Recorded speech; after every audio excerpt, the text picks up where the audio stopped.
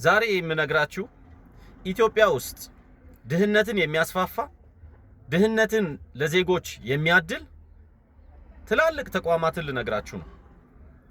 ኢትዮጵያ ውስጥ ድህነት የበዛው ህዝቡ ስለማይሰራ አይደለም።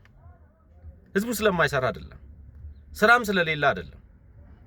ኢትዮጵያ ውስጥ ድህነት የበዛው የኢኮኖሚ ኢፍትሃዊ ተጠቃሚነት የተስፋፋው ራሳችን ባቋቋምናቸው ባንኮች ነው። ለምን መሰላችሁ? መለስ በሉና ብሔራዊ ባንክ ያወጣውን ሪፖርት ይዩ።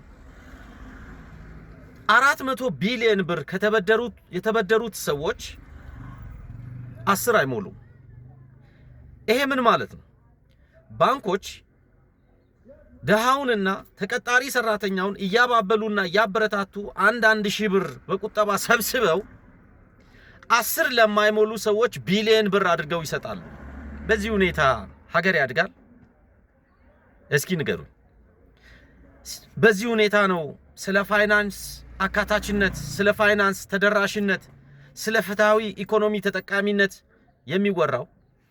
እመኑም አትመኑም የዚች ሀገር የሞኔታሪ ፖሊሲ ጸረ ሞኔታሪ ፖሊሲ ተቋማት ቢኖሩ የኢትዮጵያ ባንኮች ናቸው። ብሊቭ ኦር ኖት። እነሱ ኮላተራል ከቀረበላቸው ተበዳሪ ያቀረበላቸው ቢዝነስ ፕላን አዋጪ ከሆነ አንድ ሰው መልሶ መበደር ይችላል። እነሱ ያባበሉ ከታች ከደሃው ያመጣሉ፣ ከጉልት እየሰበሰቡ ቢሊየን እያደረጉ ለ10 ሰዎች ለ20 ሰዎች ይሰጣሉ። በዚህ ሁኔታ ነው ኢትዮጵያ ውስጥ የተመጣጠነ ኢኮኖሚ እድገት የሚመጣው። በዚህ ሁኔታ ነው ፍትሃዊ ኢኮኖሚ እድገት፣ የፋይናንስ አካታችነት የሚመጣው። እኔ እኮ ግራ የሚገባኝ መንግስት ያወጣውን አዋጅ ለምንድን ነው የማይተገብረው? ለምንድን ነው የውጭ ባንኮች ወደ ሀገራችን የማይገቡት? ምክንያቱም በሳይንስ ነው የሚመሩት። የፋይናንስ አካታችነትን ያውቃሉ፣ በጾታ ያውቃሉ፣ በቦታ ያውቃሉ፣ በተደራሽነት ያውቃሉ። ወለዱ ዝቅተኛ ነው።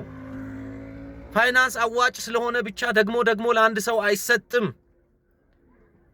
ስለዚህ እነዚህ የውጭ ባንኮች ስለ ኒች ማርኬት ስለሚያውቁ ቀጥታ ገጠር ገብተው ቀጥታ ዝቅተኛ ገቢ ያለው ጋር ገብተው በየህብረተሰቡ በአካባቢውንና የህብረተሰቡን ገቢ መሰረት ያደረገ የወለድ ተመን አውጥተው የኮላተራል ምጣኔ አውጥተው ተደራሽ ፋይናንስ ስርዓት ዘርግተው ህዝቡን ተጠቃሚ ያደርጋሉ።